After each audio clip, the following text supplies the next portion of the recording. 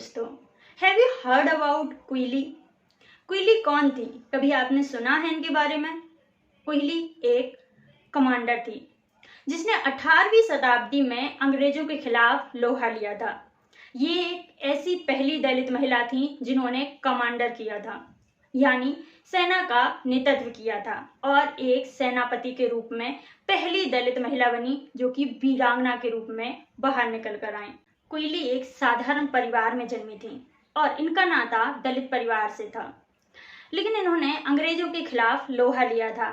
इनकी सेना में 4000 महिलाएं थीं और उन 4000 महिलाओं का इन्होंने बाखूबी नेतृत्व किया था, जिसके कारण ही आज भी इतिहास इन्हें याद रखता है और क्विली को चाहकर भी इतिहास के पन्नों से मिटाना मुश्किल है।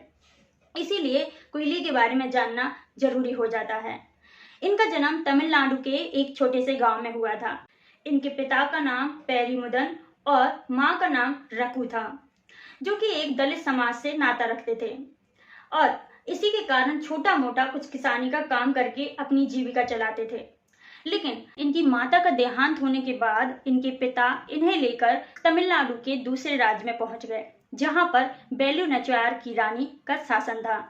वहीं ये अपनी जीविका चलाने के लिए मोची का काम किया करते थे और मोची का काम इतना अच्छा था इनके हाथ का कि ये वहां फेमस होने लगे और उसी दौरान उनकी तारीफ इतनी हुई कि उन्हें रानी के भी जूते बनाने का मौका मिला, जहां से उनका महल जाने में शुरुआत हो गई।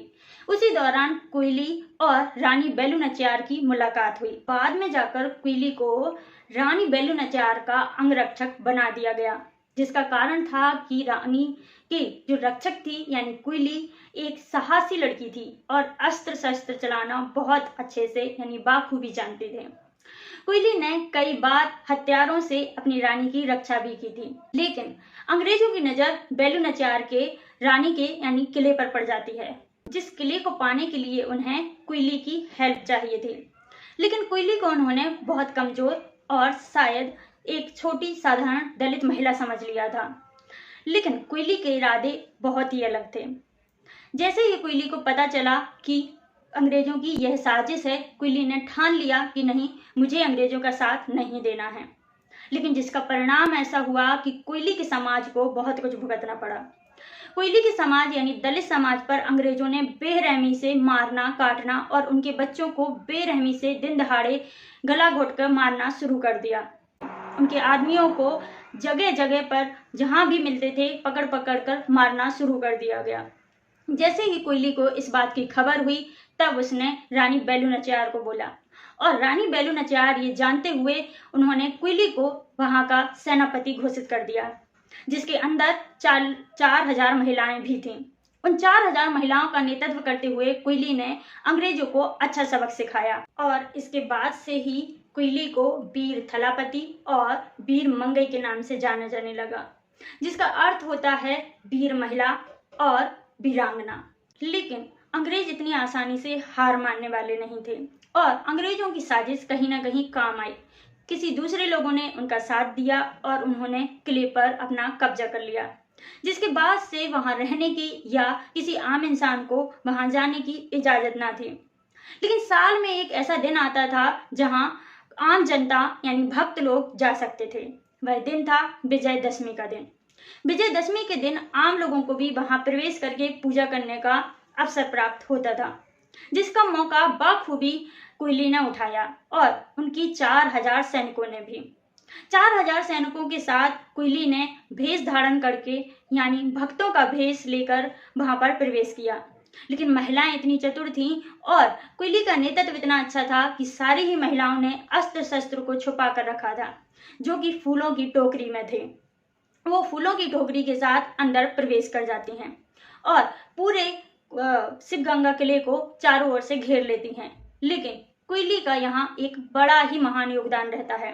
क्विली अपने पूरे शरीर पर घी और तेल डाल लेती है, जिसके बाद वह उस कमरे में प्रवेश करती है जहां पर अंग्रेजों के सारे ही युद्ध की सामग्री रखी हुई थी और जो भी अस्त्र शस्त्र थे सभी कुछ वहां रखे हुए थे। अंग्रेजों को इसकी भनक तक ना पड़ी और क्विली उसमें प्रवेश कर गई और उसने एक दीपक से खुद को आग जला ली आग लगाने के बाद वह उन सभी सामग्री पर कूद गई और उस कमरे को पूरी तरीके से जलाकर भस्म कर दिया, जिसके बाद ही क्विली का भी अंत हो गया। लेकिन इतनी बड़ी आहुति देने के बाद क्विली को हम भुला नहीं सकते, क्योंकि उनकी आहुति के कारण ही अंग्रेज थोड़े कमजोर हो गए और बाद में जाकर रानी बेलू नाचियार ने अपने किले पर जीत हासिल की, जिसकी सबसे बड़ा श्रेय क्विली को ही जाता है। लेकिन आज के समय में हम ऐसी महान महिलाओं को भूलते जा रहे हैं, क्योंकि हमें इनके बारे में पढ़ाया नहीं जाता है, या कहीं आज के समय में पहले दादी नानी की जैसी कहानियां भी नहीं सुनाई जाती हैं, जिन्हें सुनकर हम भी कुछ प्रेरित हों, कुछ इंस्पायर हों और कुछ मोटिवेशन अपने अंदर रखें। आज के समय में तो खुद की रक्षा करने के लिए ही बड़ा साहस करना होता है, फिर देश की रक्षा तो बहुत दूर की बात है।